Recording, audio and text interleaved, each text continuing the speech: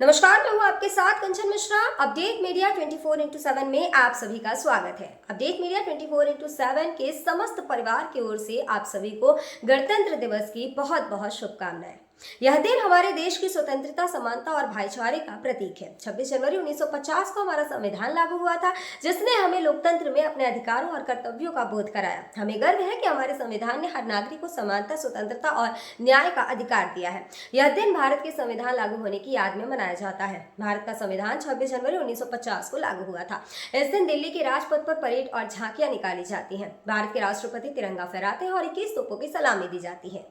आओ झुककर सलाम करें उन्हें जिनके हिस्से में ये मुकाम आता है। खुशनसीब होता है वो खून जो देश के काम आता है।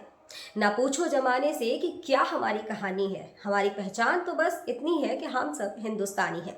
ना जियो धर्म के नाम पर, ना मरो धर्म के नाम पर, इंसानियत ही है धर्म वतन का, बस जियो वतन के नाम पर। एक बार फिर से आप सभी को अपडेट मीडिया 24x7 के समस्त परिवार की ओर से गणतंत्र दिवस की बहुत। भारत का गणतंत्र दिवस 26 जनवरी को क्यों मनाया जाता है? जैसा कि आप जानते हैं कि गणतंत्र दिवस हमारा राष्ट्रीय पर्व है जो 26 जनवरी को मनाया जाता है। हर साल गणतंत्र दिवस के दिन भव्य परेड का योजना बनाया जाता है जो इंडिया गेट से राष्ट्रपति भवन तक होता है। इस परेड के दौरान थल सेना, वायुसेना और नौसेना के जवान शामिल होते हैं। इस परेड के दौरान तीन सेनाओं के प्रमुख राष्ट्रपति को सलामी देते हैं। यही नहीं, इस दिन तीन सेनाएं आधुनिक हथियारों का प्रदर्शन भी करती हैं जो राष्ट्रीय शक्ति का प्रतीक है।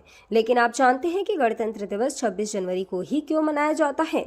दरअसल 1950 ईस्वी में मुझे भारत सरकार अधिनियम को हटाकर भारत का संविधान लागू किया गया था। संविधान को लागू करने के लिए 26 जनवरी का दिन इसलिए चुना गया क्योंकि साल 1929 में दिसंबर में लाहौर में भारतीय राष्ट्रीय कांग्रेस का अधिवेशन पंडित जवाहरलाल नेहरू की अध्यक्षता में हुआ था।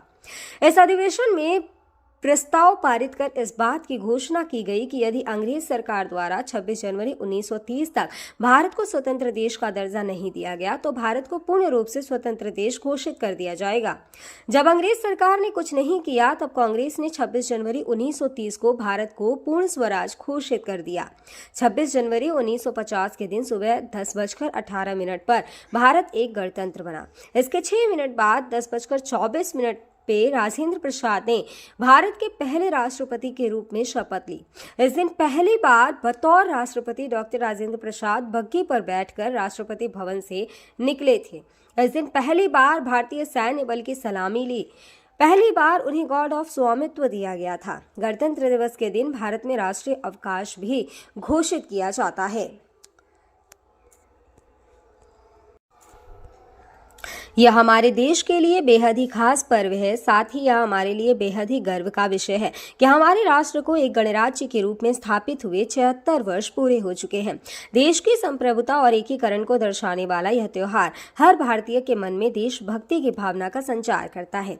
26 जनवरी 1950 21 तोपों की सलामी के साथ तिरंगा फहराते हुए राष्ट्रपति डॉक्टर राजेंद्र प्रसाद ने स्वतंत्र भारत का स्वनिर्मित संविधान लागू किया। भारत के नए युग की शुरुआत के साक्षी देशवासियों सहित सी गोपालाचारी, जवाहरलाल नेहरू, सरदार पटेल जैसे गणमान्य बने।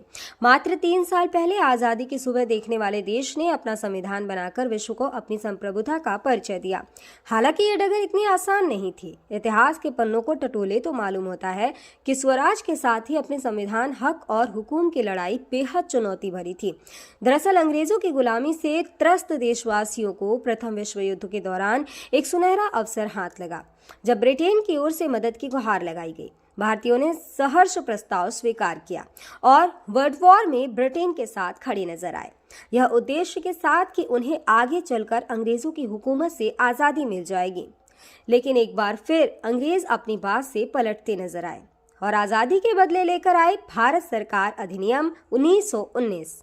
इस अधिनियम का असर ये रहा कि देश के कुछ बड़े प्रांत में दोहरी शासन प्रणाली व्यवस्था लागू हुई। इसके तहत स्वास्थ्य, शिक्षा, कृषि जैसे विषयों को भारतीय मंत्रियों के सम्मुख सौंप दिया गया था। वहीं दूसरी तरफ से सैन्य, रक्षा और विदेशी मसले जैसे अहम मुद्दे वायसराय के अधिकार क्षेत्र में रहे। इसके अनुरूप भारतीयों को यह आश्वासन दिया गया कि इस अधिनियम से पड़ने वाले प्रभावों का विषय में भविष्य में आकलन किया जाएगा। अंग्रेजों के इसी कदम ने जमीन तैयार की साइमन कमीशन की। जो साल 1928 में भारत की धरती पर दाखिल हुआ।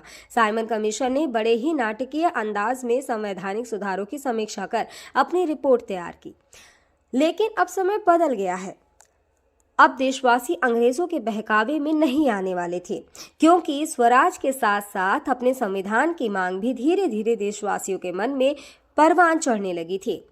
साइमन कमीशन रिपोर्ट के बाद देश भर में जमकर आंदोलन हुए। इसे शांत करने के लिए ब्रिटिश सरकार ने राउंड टेबल कॉन्फ्रेंस का आयोजन किया।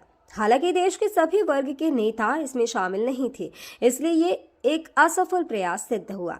लेकिन जहां एक तरफ ब्रिटिश हुकूमत भारतीयों के इरादों को एक बार फिर भुलाने के जद्दोजहद में लगी थी, तो वहीं दूसरी तरफ देश के वीर सपूतों ने अपने संविधान का खाका तैयार भी कर लिया था। साल 1928 में मोतीलाल नेहरू सहित 8 कांग्रेस नेताओं ने एक संविधान का मसूदा तैयार किया, जिसकी नींव 1921 में भारतीय राष्ट्रीय कांग्रेस के कराची अधिवेशन में तय की गई थी। इस तरह स्वतंत्र भारत के संविधान की रूपरेखा सजने लगी थी। समय का पहिया आगे बढ़ता गया। फिर आया गवर्नमेंट ऑफ इंडिया एक्ट 1935, जिसे हमारे संविधान का संरचनात्मक आधार कहा जाता है। दूसरे शब्दों में कहें तो यह एक फाउंडेशन बन गया, जिसके ऊपर मौजूदा संविधान की भव्य इमारत खड़ी हो गई। एक्ट 1935 भारत के लिए आज़ादी की सुगबुगाहट के साथ आया, लेकिन आज़ादी की आहट के साथ मुस्लिम लीग और कांग्रेस के बीच मतभेदों की खाई गहरी होती जा रही थी। दोनों के बीच तल्खियां इतनी बढ़ चुकी थी कि बुनियादी मुद्दों पर भी समझौते की गूंज तक नहीं रही थी। हालांकि इन सभी विवादों से आगे बढ़ते हुए भारतीय नेता अपने लक्ष्य की ओर बढ़ रहे थे। दूसरे विश्व युद्ध के दौरान 1945 में सभी पार्टियों की सहमति से संविधान का प्रारूप तैयार कर लिया गया था, जिसे सार्वभौमिक वयस्क फ्रेंचाइजी स्वतंत्रता और समानता के साथ अल्पसंख्यकों के अधिकारों की रक्षा का विशेष ध्यान रखा गया था। इसके साथ ही भारत छोड़ो आंदोलन और आजाद हिंद फौज की निर्भीकता ने अंग्रेजों ने भारत में अनंत काल तक राज करने का सपना चूर चूर कर दिया था। जैसे जैसे भारतीय राष्ट्रीय आंदोलन जोर पकड़ता गया, ब्रिटिश हुकूमत पर संविधान निर्माण के लिए संविधान सभा के गठन का दबाव भी बढ़ता गया। इस गहमा गहमी के बीच आखिरकार 9 दिसंबर 1946 में नई दिल्ली के संवैधानिक हॉल में संविधान सभा की पहली बैठक हुई, जिसमें महात्मा गांधी को छोड़कर उस वक्त के राष्ट्रीय आंदोलन से जुड़ी करीब हर बड़ी शख्सियत शामिल थी, जिसका मुस्लिम लीग ने भारत को 2 हिस्सों में बांटे नए मुल्क पाकिस्तान की मांग को लेकर बैठक का बहिष्कार किया। लिहाजा पहली बैठक में कुल 207 सदस्यों ने हिस्सा लिया, जहां सभा के सबसे वरिष्ठ सदस्य डॉक्टर सच्चिदानंद सिन्हा को सभा का अस्थायी सदस्य चुना गया। हालांकि 2 दिन बाद 11 दिसंबर को डॉक्टर राजेंद्र प्रसाद सभा के अध्यक्ष निर्वाचित हुए और डॉक्टर एच.सी. मुखर्जी और वी.टी. कृष्णमाचारी को सभा का उपाध्यक्ष बनाया गया। इसी कड़ी में आया सुनहरा दिन 15 अगस्त 1947 का, जब गुलामी की बेड़ियों को तोड़ भारत ने आज़ादी की नई सुबह देखी। देशवासियों में जोश भरते हुए आज़ाद भारत के प्रथम प्रधानमंत्री जवाहरलाल नेहरू ने बुलंद आवाज में देश को संबोधित किया। इतिहास के पन्नों में यह भाषण ट्रस्ट विद डेस्टिनी नाम से दर्ज हुआ। इसके साथ ही तेज हुई संविधान निर्माण की प्रक्रिया। आज़ादी के बाद चुनौतियों में इजाफा हुआ। संविधान पर सामग्री की कमी थी, लेकिन उसका सही चयन और उचित व्याख्या का काम बहुत जटिल था। बी.एन. राव द्वारा तैयार किए गए संविधान के प्रारूप पर विचार विमर्श करने के लिए संविधान सभा 29 अगस्त 1947 को एक संकल्प पारित करके प्रारूप समिति का गठन किया। इसके अध्यक्ष के रूप में डॉक्टर भीमराव अंबेडकर को चुना गया। इस समिति में अंबेडकर के अलावा 6 और सदस्य थे। संविधान निर्माण के दौरान कई अहम फैसले लिए गए, जिसके राष्ट्रमंडल के समूह में भारत की सदस्यता, राष्ट्रध्वज का चयन, साथ ही राष्ट्रगान और राष्ट्रनीति का चुनाव शामिल था। यहाँ दिलचस्प बात यह है कि संविधान में सबसे पहले नंबर पर आने वाली उद्देशिका सबसे अंत में पारित हुई। संविधान अगर राजनीतिक असंवैधानिक दस्तावेज है, तो प्रियम्बल एक ग्रंथ को दार्शनिक नजरिया प्रदान करती है। डॉक्टर भीमराव अंबेडकर की अगुवाई में संविधान निर्माताओं ने 60 देशों के संविधानों का अध्ययन किया। 4 नवंबर 1948 को संविधान का अंतिम प्रारूप पेश किया। संविधान तैयार करने के बाद मुश्किल खड़ी हुई कि इसे सुंदर अक्षरों में पिरोकर कैसे संजोया जाए। इस उधेड़-बुन के बीच प्रेम बिहारी नारायण रायजादा का नाम सामने आया, जो कि अपने दौर के सबसे विख्यात कैलीग्राफर थे। उसके बाद भारत का संविधान प्रेम बिहारी नारायण रायजादा सुलेख फॉन्ट में लिखा गया। उसके प्रत्येक पृष्ठ को नंदलाल बोस के मार्गदर्शन में शांति निकेतन के कलाकारों द्वारा अलंकृत किया गया। इस तरह कुल 2 साल 11 महीने और 18 दिनों में विश्व के सबसे बड़े लोकतंत्र का स्वनिर्मित संविधान बनकर तैयार हुआ। आधिकारिक तौर पर 26 नवंबर 1949 को संविधान को पारित किया गया, जिस पर संविधान समिति के 15 महिलाओं सहित 284 सदस्यों ने हस्ताक्षर किए। वहीं संविधान लागू करने के लिए 26 नवंबर को चुना गया, क्योंकि 26 जनवरी 1930 को भारतीय कांग्रेस के लाहौर अधिवेशन में पूर्ण स्वराज का प्रस्ताव रखा गया था। इतिहास में इसे प्रथम स्वतंत्रता दिवस के रूप में भी जाना जाता है। यही कारण है संविधान लागू करने के लिए भारत के प्रथम स्वतंत्रता दिवस यानी 26 जनवरी को चुना गया। 26 जनवरी 1950 दिल्ली की सर्दी को देशभक्ति मात दे रही थी, जब राजगोपालाचारी ने अपने शब्दों में भारत को संप्रभु लोकतांत्रिक गणतंत्र घोषित किया। इसके बाद डॉक्टर राजेंद्र प्रसाद को भारत के पहले राष्ट्रपति की शपथ दिलाई गई। उसके बाद सार्वजनिक समारोह की शुरुआत हुई, जिसमें राष्ट्रपति डॉक्टर राजेंद्र प्रसाद और मुख्य अतिथि इंडोनेशिया के अध्यक्ष सुकर्नो हुए और मुख्य अतिथि इंडोनेशिया के अध्यक्ष सुकर्नो भी शामिल हुए। इसी तरह दिनांक 26 जनवरी 1950 इतिहास के पन्नों में स्वर्णिम अक्षरों में दर्ज हो गया। ग्राम रोतियापुर, ब्लॉक औरैया, जनपद औरैया प्रधान उर्मिला देवी और प्रतिनिधि अमित कुमार की ओर से समस्त गांव वासियों, नगर वासियों और देशवासियों को गणतंत्र दिवस की बहुत बहुत शुभकामनाएं और साथ ही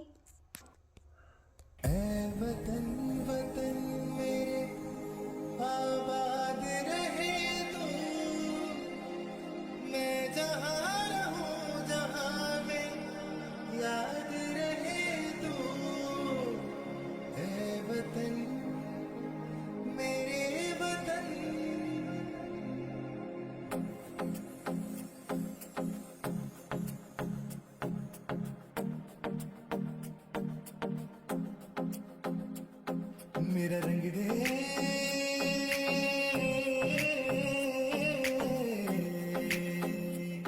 मेरा रंग दे बसंती चोला, माए रंग दे, मेरा रंग दे बसंती चोला, माए रंग दे, मेरा रंग दे बसंती चोला, रंग दे।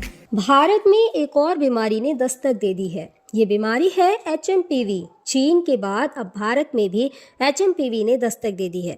भारत में HMPV के 2 केसेस मिले हैं, जिसके बाद लोगों के मन में डर और सवाल पैदा हो गए हैं। सवाल ये कि HMPV वायरस क्या है, HMPV वायरस के लक्षण क्या है, HMPV वायरस से कैसे करें बचाव और क्या HMPV कोई नया वायरस है। अगर आपके मन में भी ये सवाल है तो यहाँ आपको हर सवाल के जवाब मिल जाएंगे। चीन में ह्यूमन मेटान्यूमो वायरस की वजह से वायरल बुखार श्वसन संक्रमण के बड़े मामले सामने आ रहे हैं।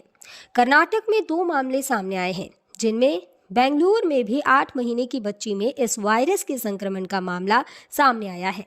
अब सवाल ये है कि आखिर HMPV क्या है। HMPV यानी ह्यूमन मेटान्यूमो वायरस एक श्वसन वायरस है जो फ्लू जैसे लक्षण पैदा करता है।